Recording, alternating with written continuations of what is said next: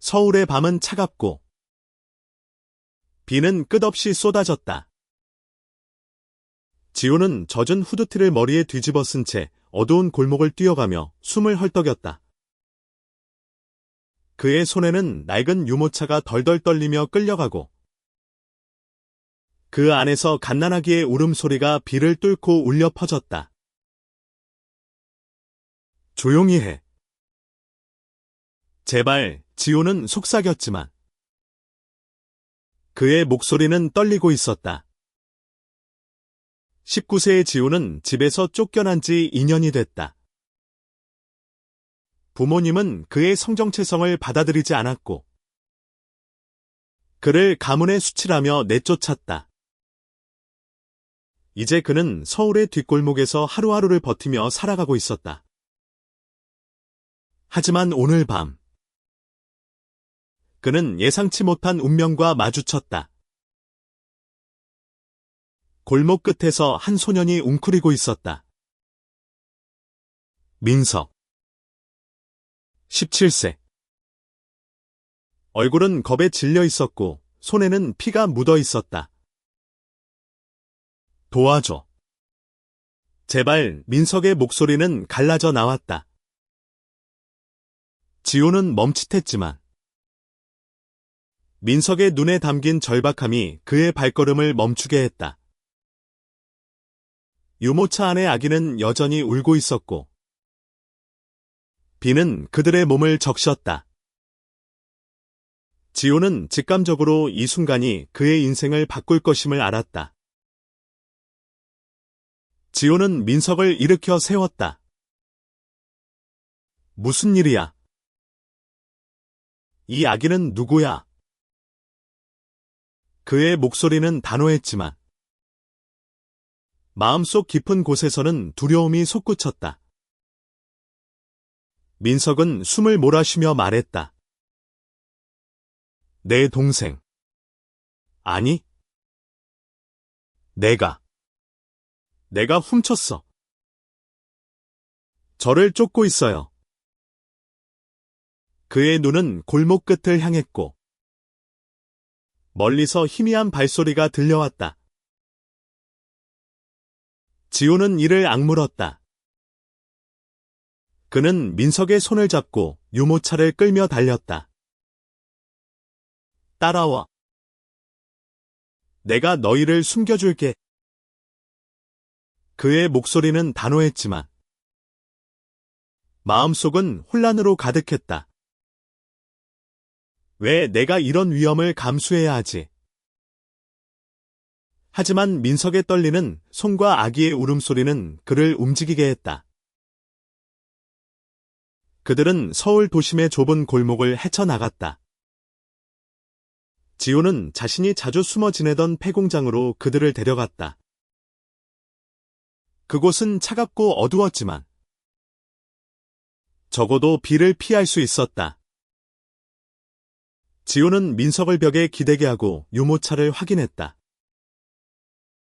아기는 젖어서 떨고 있었지만 다행히 무사했다. 이름이 뭐야? 지훈이 물었다. 민석은 망설이다 대답했다. 아기는 은비. 내 동생은 아니에요.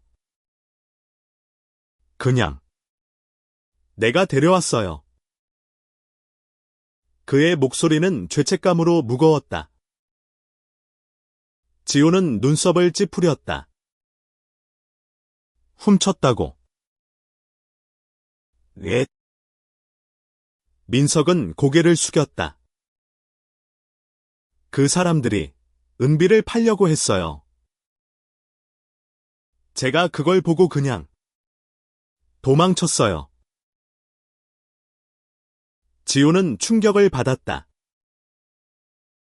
그는 민석의 어깨를 잡고 눈을 마주쳤다. 누가 쫓아오고 있는 거지? 말해. 민석은 떨리는 목소리로 말했다.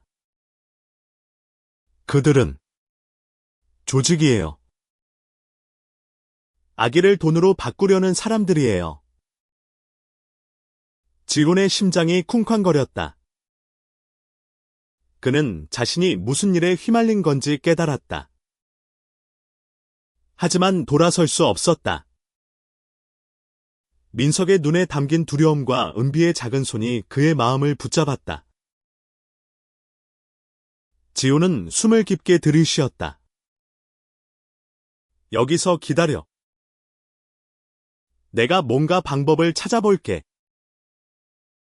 그는 폐공장 안쪽으로 들어가 낡은 담요와 물통을 찾아왔다. 은비를 따뜻하게 감싸고 민석에게 물을 건넸다. 민석은 고마움과 두려움이 뒤섞인 눈으로 지훈을 바라보았다. 왜 저를 돕는 거죠? 저를 모르잖아요. 지훈은 씁쓸하게 웃었다. 나도 버려진 애야. 너 같은 애가 혼자 남겨지는 걸 보고 싶지 않아. 그의 말에 민석의 눈에 눈물이 고였다. 그 순간 두 사람 사이에 말하지 않아도 느껴지는 연결감이 생겼다. 지훈은 민석의 손을 꼭 잡았다. 우린 같이 이겨낼 거야. 약속해. 밖에서는 발소리가 점점 가까워지고 있었다. 지훈은 문틈으로 밖을 내다보았다. 검은 그림자들이 골목을 수색하고 있었다. 그의 심장은 빠르게 뛰었지만 그는 결심했다. 민석과 은비를 지키기 위해 무엇이든 할 것이다. 지훈은 폐공장 안쪽으로 민석과 은비를 데리고 더 깊이 들어갔다. 낡은 철제 계단 아래로 내려가자 오래된 창고가 나왔다. 그곳은 먼지와 녹슨 기계들로 가득했지만 적어도 잠시 안전할 터였다. 지훈은 민석에게 낮은 목소리로 말했다. 여기 숨어. 소리 내지 마. 민석은 고개를 끄덕였지만 그의 손은 여전히 떨리고 있었다. 은비는 담요에 쌓여 조용히 잠들었다. 지훈은 아기의 작은 얼굴을 바라보며 이상한 감정에 휩싸였다. 그는 늘 혼자였다. 가족도, 친구도 없이. 하지만 지금 이 작은 생명과 겁에 질린 소년이 그의 책임이 되었다. 내가 왜 이러지? 그는 속으로 중얼거렸다. 하지만 마음 깊은 곳에서 답이 들려왔다. 그는 버려진 아이들의 고통을 너무 잘 알았다. 민석은 벽에 기대어 숨을 고르며 말했다. 그 사람들은 저를 절대 놓아주지 않을 거예요. 은비를 찾을 때까지. 지훈은 그의 말을 자르고 물었다. 그 사람들이 누군데? 정확히 말해. 민석은 망설이다 입을 열었다. 그들은 인신매매 조직이에요. 제가 아는 건 많지 않지만 은비는 그들의 상품이었어요. 저는 우연히 그들의 창고에 들어갔다가 은비를 발견했어요. 지훈은 이를 악물었다.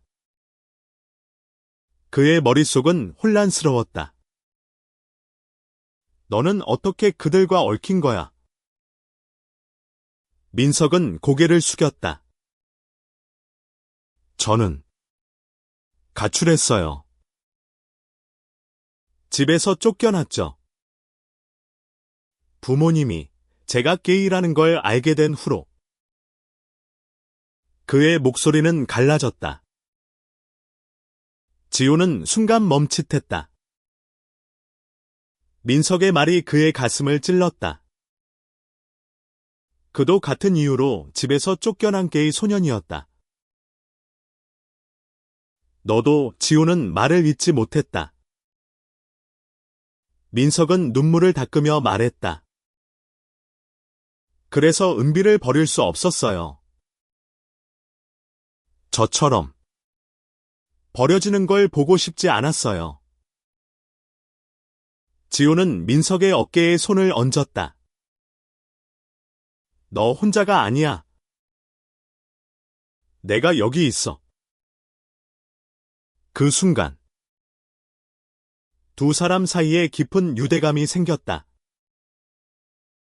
그들은 서로의 아픔을 이해했다. 갑자기 문이 쾅 소리를 내며 열렸다. 지호는 민석을 재빨리 기계 뒤로 숨기고 자신도 몸을 낮췄다. 남자 두 명이 손전등을 들고 창고 안으로 들어왔다. 그 애가 여기 어딘가에 있어. 찾아. 거친 목소리가 메아리쳤다. 지호는 심장이 쿵쾅거렸다. 그는 민석에게 눈짓으로 조용히 있으라고 신호를 보냈다. 지호는 조심스럽게 주위를 둘러보았다. 창고 구석에 녹슨 파이프가 있었다. 그는 그것을 집어들고 숨을 죽였다. 남자들이 가까워지자 그는 민석에게 속삭였다. 내가 저들을 막을게. 너는 은비를 데리고 뒷문으로 도망쳐. 민석은 겁에 질린 눈으로 고개를 저었다. 혼자 두고 갈 수 없어요. 가. 지훈의 목소리는 단호했다. 민석은 눈물을 흘리며 은비를 안고 뒷문 쪽으로 달렸다. 지호는 파이프를 꽉 쥐고 남자들에게 다가갔다. 여기야. 그는 소리를 지르며 그들의 주의를 끌었다. 남자들이 그를 향해 달려들었고 지호는 파이프를 휘둘렀다. 한 명이 쓰러졌지만 다른 한 명이 그의 팔을 붙잡았다. 이 자식. 남자가 소리쳤다. 지호는 필사적으로 저항했지만 결국 바닥에 쓰러졌다. 그 순간 민석의 목소리가 들렸다. 놔줘. 민석은 돌아와서 남자의 등을 때렸다. 지호는 그 틈을 타 몸을 일으켜 남자를 밀쳤다. 두 사람은 다시 유모차를 잡고 뒷문으로 달렸다. 그들은 비를 뚫고 어두운 골목으로 뛰쳐나갔다. 지호는 숨을 헐떡이며 민석을 바라보았다. 왜 돌아왔어? 민석은 숨을 몰아쉬며 말했다. 너 혼자 두고 갈 수 없었어. 지호는 그의 말을 듣고 가슴이 따뜻해졌다. 그들은 서로를 위해 싸우고 있었다. 지훈과 민석은 서울의 밤거리를 헤매며 숨을 곳을 찾았다. 은비는 민석의 품에서 조용히 잠들어 있었다. 비는 그쳤지만 차가운 공기가 그들의 젖은 옷을 뼛속까지 얼렸다. 지호는 자신의 낡은 재킷을 벗어 민석과 은비를 감쌌다. 괜찮아. 그는 민석의 창백한 얼굴을 보며 물었다. 민석은 고개를 끄덕였지만 그의 눈에는 여전히 두려움이 남아 있었다. 우리가 계속 도망쳐야 하나요? 지호는 대답 대신 그의 손을 잡았다. 우린 살아남을 거야. 약속해. 그의 목소리는 단호했지만 마음속은 불안으로 가득했다. 그는 민석과 은비를 지키고 싶었지만 그들을 쫓는 자들이 누구인지, 얼마나 위험한지 정확히 알지 못했다. 그들은 한강 근처의 작은 공원으로 들어갔다. 공원은 어두웠고 가로등 하나만이 희미한 빛을 뿌리고 있었다. 지호는 민석을 벤치에 앉히고 주변을 살폈다. 여기서 좀 쉬자. 아침이 되면 계획을 세울게. 민석은 고개를 끄덕였지만 그의 손은 은비를 꼭 안고 있었다. 지호는 주머니에서 낡은 전화기를 꺼냈다.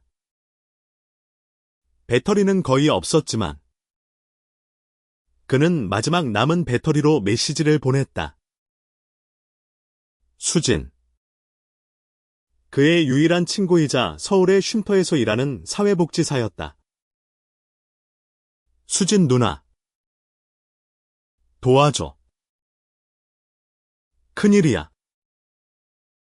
그는 간단히 상황을 설명하고 위치를 보냈다. 수진은 답장이 빠른 사람이었다. 몇 분 후, 그녀의 메시지가 왔다. 지금 갈게. 거기 있어. 수진이 도착했을 때, 그녀는 지훈과 민석을 보고 충격을 받았다. 지훈아. 이게 무슨 일이야? 이 아기는 누구야? 그녀는 은비를 보며 물었다. 지호는 숨을 고르며 상황을 설명했다. 민석은 수진을 경계했지만 지훈의 신뢰하는 눈빛을 보고 마음을 놓았다. 수진은 그들을 자신의 차로 데려갔다. 일단 안전한 곳으로 가자. 내 쉼터로 가는 게 낫겠어. 그녀는 단호하게 말했다. 차 안에서 민석은 지훈에게 속삭였다. 이 사람 믿어도 괜찮을까? 지훈은 미소를 지었다. 수진 누나는 내 가족이나 다름없어. 걱정 마. 쉼터에 도착하자.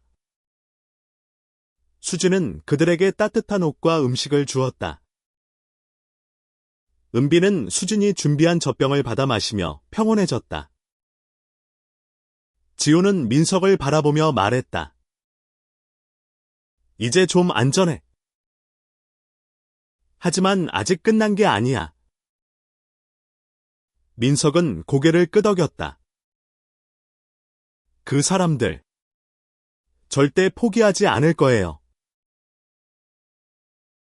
수진은 그들의 이야기를 듣고 심각한 표정을 지었다. 인신매매라니? 이건 경찰에 신고해야 해. 하지만 민석은 겁에 질린 목소리로 말했다. 안 돼요. 그들은 경찰도 손을 써놨어요. 믿을 수 없어요. 지호는 민석의 손을 잡아 진정시켰다. 수진 누나가 방법을 찾아줄 거야. 우리 같이 해결하자. 그날 밤, 쉼터의 작은 방에서 지훈과 민석은 서로의 이야기를 나누었다. 민석은 자신의 가출과 부모님과의 갈등을 털어놓았다. 지훈도 자신의 이야기를 공유했다. 내가 게이라는 걸 알았을 때 아버지는 나를 때렸어. 어머니는 울면서 날 내쫓았고 그의 목소리는 담담했지만 눈에는 아픔이 담겨 있었다. 민석은 지훈의 손을 잡았다. 너도 나처럼 외로웠구나. 그들은 서로의 눈을 바라보며 말없이 공감했다. 그 순간 그들의 마음은 서로에게 열렸다. 지호는 민석의 손을 놓지 않았다. 우린 서로를 지킬 거야. 은비도. 민석은 미소를 지으며 고개를 끄덕였다. 하지만 쉼터 밖에서는 위험이 다가오고 있었다. 수진의 전화기가 울렸다. 그녀의 표정이 굳어졌다. 지훈아. 민석아. 지금 나가야 해. 누군가 쉼터를 감시하고 있어. 지훈과 민석은 수진의 말에 급히 짐을 챙겼다. 은비는 민석의 품에서 잠들어 있었지만 그들은 서둘러야 했다. 수진은 그들을 차 뒷좌석에 태우고 말했다. 내 친구가 운영하는 안전한 장소로 갈게. 거기서 경찰에 연락할 방법을 찾아보자. 그녀의 목소리는 단호했지만 눈에는 걱정이 가득했다. 차는 서울 외곽으로 향했다. 지호는 창밖을 바라보며 생각에 잠겼다. 그는 민석과 은비를 지키기 위해 얼마나 멀리 갈 수 있을까? 그는 자신의 삶이 이미 바닥을 쳤다고 생각했지만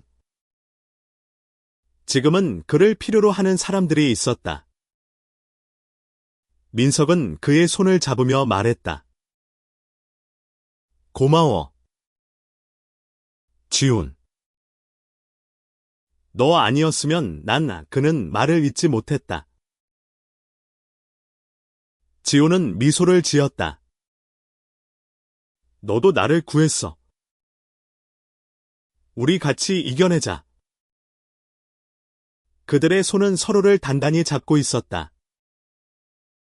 그 순간 지호는 민석의 눈에서 단순한 두려움 이상의 것을 보았다.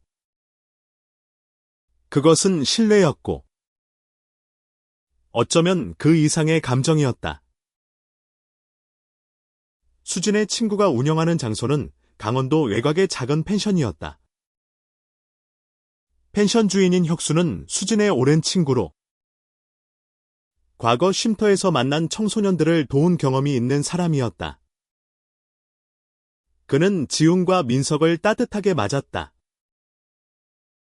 여기선 안전할 거야. 하지만 조심해야 해. 혁수는 그들에게 방을 내주고 은비를 위한 아기 용품을 준비했다. 그날 밤 지훈과 민석은 펜션의 작은 방에서 은비를 재우고 이야기를 나눴다. 민석은 은비를 내려다보며 말했다. 이 아기가 어떤 삶을 살게 될까? 나처럼 버려질까? 지호는 그의 어깨를 감쌌다. 그럴 일 없어. 우리가 지킬 거야. 민석은 지훈을 바라보며 미소를 지었다. 너 정말 강하다. 지훈. 하지만 그들의 평온은 오래가지 않았다. 새벽녘. 펜션 근처에서 의심스러운 차량이 발견되었다. 혁수는 지훈과 민석을 깨우며 말했다. 누군가 우리를 찾았어. 빨리 움직여야 해. 지훈은 심장이 쿵쾅거렸다.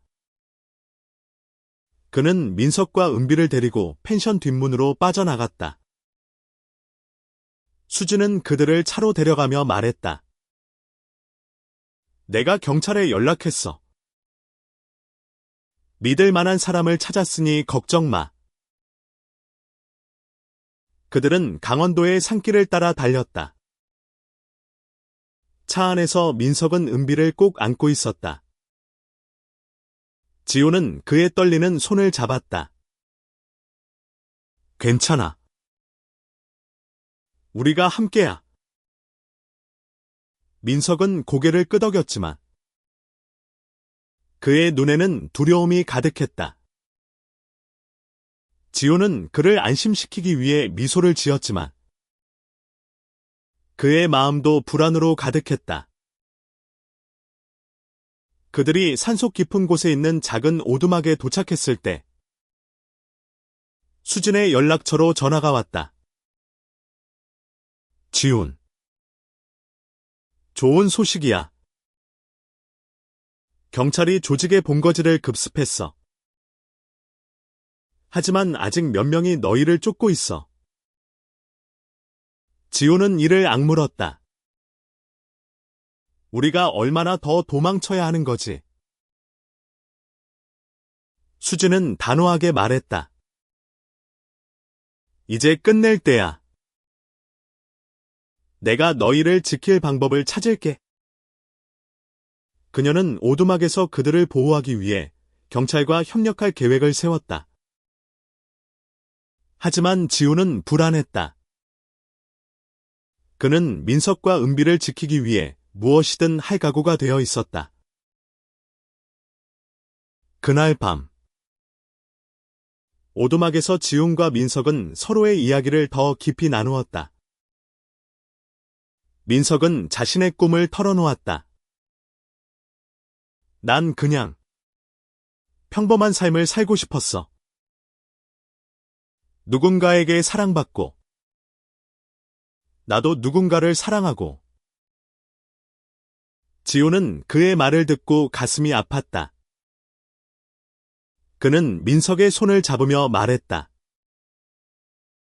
너는 충분히 사랑받을 자격이 있어. 그리고 나도 너를 위해. 그는 말을 멈췄다. 민석은 그의 눈을 바라보며 미소를 지었다. 나도 알아. 지훈. 그 순간 그들은 서로에게 기대며 잠시 평화를 느꼈다. 하지만 밖에서는 위험이 다가오고 있었다. 오두막은 고요했지만 지훈의 마음은 불안으로 가득했다. 그는 창밖을 바라보며 어둠 속에서 움직이는 그림자를 감시했다. 민석은 은비를 품에 안고 조용히 숨을 쉬고 있었다. 지호는 그들을 바라보며 결심을 다졌다. 어떤 대가를 치르더라도 너희를 지킬 거야. 수진은 경찰과 연락을 주고받으며 상황을 점검했다. 조직의 두목 중 한 명이 체포됐어. 하지만 아직 몇 명이 남아있어. 그들이 너희를 포기하지 않을 거야. 그녀는 지훈에게 단호하게 말했다. 내가 여기 있을 테니 너희는 최대한 조용히 있어. 지훈은 고개를 끄덕였지만 그의 마음은 무거웠다. 그는 민석에게 다가가 낮은 목소리로 말했다. 만약 일이 잘못되면 너는 은비를 데리고 도망쳐. 알겠지? 민석은 고개를 저었다. 너 없이 안 가. 우린 함께야. 그의 눈에는 단호함이 담겨 있었다. 그 순간 오두막 밖에서 소리가 들렸다. 나뭇가지 부러지는 소리. 그리고 낮은 목소리. 지호는 즉시 민석을 벽 뒤로 숨기고 문 쪽으로 다가갔다. 그는 손에 든 몽둥이를 꽉 쥐었다. 문이 쾅 소리를 내며 열렸고 두 명의 남자가 들어왔다. 그들은 손전등을 들고 있었고 한 명은 권총을 쥐고 있었다. 애들 어디 있어? 남자가 으르렁거렸다. 지호는 침착하게 앞으로 나섰다. 여기엔 아무도 없어. 그냥 나 혼자야. 그의 목소리는 단호했지만 심장은 터질 듯 뛰었다. 남자는 지훈을 노려보며 다가왔다. 거짓말하지 마. 그 아기를 내놔. 그 순간 민석이 벽 뒤에서 뛰쳐나왔다. 놔줘. 그는 남자에게 달려들었지만 다른 남자가 그를 붙잡았다. 지호는 분노로 이를 악물고 몽둥이를 휘둘렀다. 한 명이 쓰러졌지만 권총을 든 남자가 지훈을 겨누었다. 움직이지 마. 그때 갑작스럽게 사이렌 소리가 울렸다. 경찰차가 오두막으로 다가오고 있었다. 남자들은 당황하며 도망치려 했지만 경찰이 그들을 제압했다. 지훈과 민석은 서로를 끌어안으며 안도했다.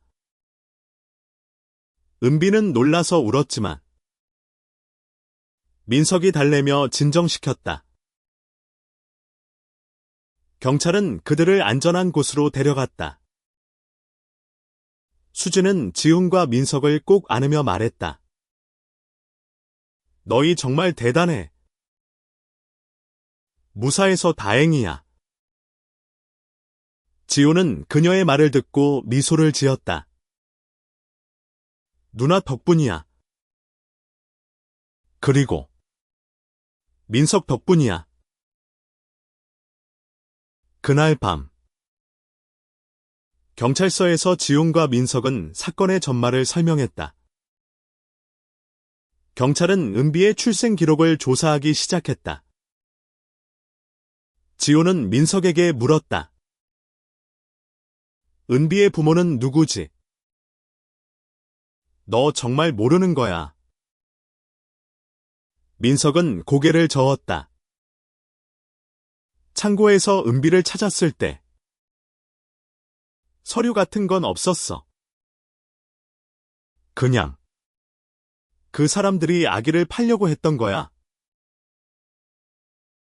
경찰은 은비의 DNA를 채취해 데이터베이스와 대조했다. 며칠 후 놀라운 소식이 전해졌다. 은비의 DNA가 지훈의 것과 일치했다. 경찰은 지훈을 불러 말했다. 너와 은비는 혈연 관계야. 정확히는 내 여동생이야. 지훈은 충격의 말을 잃었다. 그럴 리 없어. 내 부모님은 나만 낳았어. 경찰은 설명을 이어갔다. 내 부모님이 너를 쫓아낸 후 그들은 은비를 낳았어. 하지만 은비를 입양 보냈고 그 과정에서 불법적인 경로로 조직에 넘겨진 거야.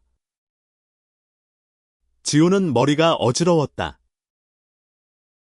그의 부모님이 자신을 버린 것도 모자라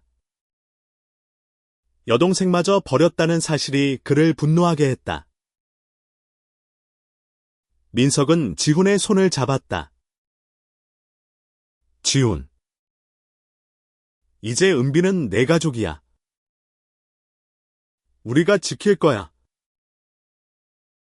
지훈은 그의 말을 듣고 눈물을 흘렸다. 그는 민석을 끌어안으며 말했다. 너도 내 가족이야. 지훈은 경찰서의 차가운 의자에 앉아 은비를 바라보았다. 그의 여동생. 그 단어가 아직도 낯설었다. 그는 부모님이 자신을 버린 후 또 다른 아이를 버렸다는 사실을 받아들이기 힘들었다. 민석은 그의 곁에 앉아 조용히 손을 잡아주었다. 괜찮아.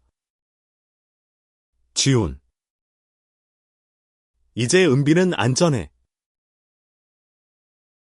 수지는 지훈과 민석을 쉼터로 다시 데려갔다. 경찰은 조직의 나머지 일당을 추적하고 있었고, 은비는 임시로 쉼터에서 보호받게 되었다. 지훈은 은비를 품에 안고 속삭였다. 너는 절대 버려지지 않을 거야. 그의 목소리는 단호했지만 눈에는 눈물이 고였다. 민석은 지훈을 바라보며 미소를 지었다. 너 정말 좋은 오빠야. 지훈은 그의 말을 듣고 가슴이 따뜻해졌다. 그는 민석에게 말했다. 너도 은비의 오빠나 다름없어. 우리 셋 같이 가족이 되자. 민석은 눈을 동그랗게 뜨며 말했다. 정말 괜찮아. 지훈은 고개를 끄덕였다. 너 없었으면 난 여기까지 못 왔어. 그들은 쉼터에서 며칠을 보내며 서로를 더 알아갔다. 민석은 자신의 과거를 더 털어놓았다. 내 부모님은 내가 게이라는 걸 알자마자 나를 정신병원에 보내려 했어. 그래서 도망쳤지. 지훈은 그의 손을 잡으며 말했다. 너는 아무 잘못도 없어. 너는 그냥 너야. 민석은 지훈의 말에 눈물을 흘렸다. 너도 그래. 지훈. 넌 정말 대단한 사람이야. 그들은 서로를 끌어안으며 서로의 상처를 보듬었다. 그 순간 그들의 관계는 단순한 동료 이상으로 깊어졌다. 지훈은 민석의 눈을 바라보며 말했다. 나 너를 좋아해. 민석은 얼굴을 붉히며 미소를 지었다. 나도 너를 좋아해. 하지만 그들의 평화는 오래가지 않았다. 경찰은 조직의 두목이 도망쳤다는 소식을 전해왔다. 그는 은비를 되찾기 위해 여전히 움직이고 있었다. 수지는 지훈과 민석에게 말했다. 너희는 여기서 더 이상 안전하지 않아. 다른 곳으로 옮겨야 해. 지훈은 이를 악물었다. 그는 은비와 민석을 지키기 위해 무엇이든 할 각오가 되어 있었다. 그는 수진에게 말했다. 우리가 도망치는 걸로는 부족해. 그들을 끝장내야 해. 수진은 그의 단호한 눈빛을 보고 고개를 끄덕였다. 내가 경찰과 협력할게. 하지만 너희도 조심해야 해. 그들은 다시 강원도로 이동했다. 이번에는 혁수의 펜션 근처의 또 다른 안전 가옥이었다. 지호는 민석과 은비를 데리고 그곳에 정착했다. 그는 민석에게 말했다. 이제 끝낼 때야. 은비가 안전한 삶을 살 수 있도록. 민석은 고개를 끄덕였다. 너와 함께라면 뭐든 할 수 있어. 그날 밤 지호는 은비를 재우며 생각에 잠겼다. 그는 자신의 부모님을 떠올렸다. 그들이 자신과 은비를 버린 이유는 무엇일까? 그는 그들과 마주하고 싶었다. 그들의 잘못을 따지고 은비를 지키겠다고 선언하고 싶었다. 민석은 지훈의 곁에 앉아 그의 손을 잡았다. 너 혼자 고민하지 마. 나도 여기 있어. 지호는 그의 말을 듣고 미소를 지었다. 고마워. 민석. 너 때문에 내가 강해졌어. 그들은 서로를 끌어안으며 다가오는 싸움을 준비했다. 안전 가옥에서의 며칠은 지훈과 민석에게 잠시나마 평화를 주었다. 은비는 점점 건강해졌고, 지훈과 민석은 그녀를 돌보며 서로에게 의지했다. 하지만 그들은 알고 있었다.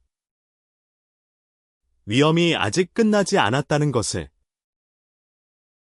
경찰은 조직의 두목, 김태혁을 추적하고 있었지만 그는 교묘하게 도망 다니고 있었다. 지호는 수진과 함께 계획을 세웠다. 우리가 미끼가 되어야 해. 그를 유인해서 잡아야 해. 수진은 걱정스러운 표정으로 말했다. 너무 위험해. 지훈. 너희는 아직 어린애들이야. 하지만 지훈은 단호했다. 내 여동생을 지키기 위해서라면 뭐든 할 거야. 민석도 동의했어. 민석은 지훈의 곁에서 고개를 끄덕였다. 우리가 은비를 구했잖아. 이제 끝까지 가야 해. 수진은 그들의 결심을 보고 한숨을 쉬었다. 알았어. 하지만 내가 너희를 지킬 거야. 그녀는 경찰과 협력해 김태혁을 유인할 계획을 세웠다. 그들은 서울로 돌아갔다. 경찰은 지훈과 민석이 은비와 함께 쉼터에 있다는 정보를 일부러 흘렸다. 김태혁이 그들을 찾으러 올 가능성이 높았다. 지훈은 민석에게 말했다. 겁나지 않아. 민석은 미소를 지으며 대답했다. 너랑 같이 있으면 무섭지 않아. 그날 밤. 쉼터 근처에서 의심스러운 움직임이 포착되었다. 경찰은 만반의 준비를 갖췄고, 지훈과 민석은 은비를 안전한 방에 숨겼다. 지훈은 민석의 손을 잡으며 말했다. 만약 나한테 무슨 일이 생기면 은비를 부탁해. 민석은 그의 말을 자르고 말했다. 그런 말 하지 마. 우린 같이 이겨낼 거야. 김태혁과 그의 부하들이 쉼터로 침입했다. 지호는 숨을 죽이고 민석과 함께 복도에 숨어 있었다. 경찰이 건물을 포위했지만 김태혁은 교묘하게 빠져나가려 했다. 지호는 더 이상 기다릴 수 없었다. 그는 민석에게 속삭였다. 내가 저를 막을게. 너는 경찰에게 신호를 보내. 지호는 복도 끝으로 달려가 김태혁과 마주쳤다. 너 그 아기를 어디 숨겼어? 김태혁이 으르렁거렸다. 지호는 떨리는 목소리로 말했다. 너 같은 놈들 때문에 은비가 고통받았어. 이제 끝이야. 그는 김태혁에게 달려들었지만 김태혁은 그를 쉽게 제압했다. 그 순간 민석이 경찰에게 신호를 보냈고 경찰이 건물 안으로 돌진했다.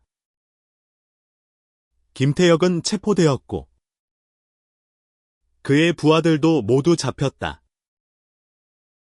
지호는 바닥에 쓰러져 숨을 헐떡였다. 민석은 그의 곁으로 달려가 그를 끌어안았다. 괜찮아. 지훈. 괜찮아. 지훈은 미소를 지으며 말했다. 너 때문에 내가 살아났어. 경찰은 김태혁을 연행하며 그들에게 말했다. 너희 덕분에 큰 조직을 무너뜨렸어. 은비는 이제 안전해. 지훈과 민석은 서로를 바라보며 안도했다. 그들은 은비를 품에 안고 쉼터로 돌아갔다. 수지는 그들을 꼭 안으며 말했다. 너희 정말 대단해. 이제 새 삶을 시작할 수 있어. 지호는 그녀의 말을 듣고 눈물을 흘렸다. 그는 민석과 은비를 바라보며 말했다. 이제 우린 가족이야? 몇 달 후. 지훈과 민석은 은비와 함께 새로운 삶을 시작했다. 수진의 도움으로 그들은 서울 외곽의 작은 아파트에 정착했다. 은비는 건강하게 자라고 있었고, 지훈과 민석은 그녀를 키우며 서로에게 의지했다. 그들은 법적으로 은비의 보호자가 되었고, 수진과 혁수의 지원으로 새로운 가족을 꾸렸다. 지훈은 자신의 부모님과 마주할 기회를 얻었다. 그는 은비를 안고 그들의 집 앞에 섰다. 문이 열리자 그의 부모님은 충격에 빠졌다. 지훈. 이 아기는 그의 어머니가 떨리는 목소리로 물었다. 지훈은 차갑게 대답했다. 은비는 내 여동생이에요. 당신들이 버린 아이죠. 그의 아버지는 고개를 숙였고, 어머니는 눈물을 흘렸다. 우린 잘못했어. 그의 어머니가 말했다. 하지만 지훈은 단호했다. 당신들은 나와 은비를 버렸어요. 하지만 난 은비를 절대 버리지 않을 거예요. 그리고 민석도. 그는 민석의 손을 잡으며 말했다. 그의 부모님은 말없이 그들을 바라보았다. 지호는 더 이상 그들의 용서를 구하지 않았다. 그는 자신의 가족을 지킬 힘을 찾았다. 지훈과 민석은 서로의 사랑을 키워갔다. 그들은 은비를 키우며 서로에게 힘이 되었다. 민석은 학교로 돌아가 공부하기로 했고, 지훈은 쉼터에서 일하며 다른 버려진 아이들을 돕기 시작했다. 그들은 자신들의 아픔을 딛고 새로운 희망을 만들었다. 어느 날, 지훈은 민석과 은비를 데리고 한강 공원으로 나갔다.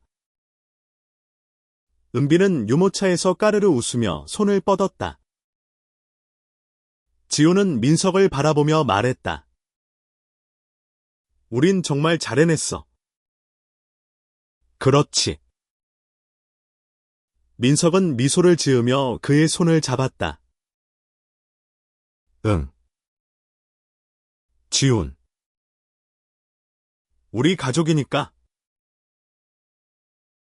그들은 한강을 따라 걷으며 새로운 미래를 꿈꿨다. 지훈은 하늘을 올려다보며 생각했다. 그는 버려진 소년이었지만 이제는 가족을 찾았다. 민석과 은비. 그리고 그들의 사랑이 그의 전부였다. 그들의 이야기는 고난으로 시작됐지만 사랑과 용기로 끝났다. 그리고 그들은 알았다. 어떤 어둠 속에서도 서로를 지킬 힘이 있다면 그들은 어떤 스토엄이라도 이겨낼 수 있다는 것을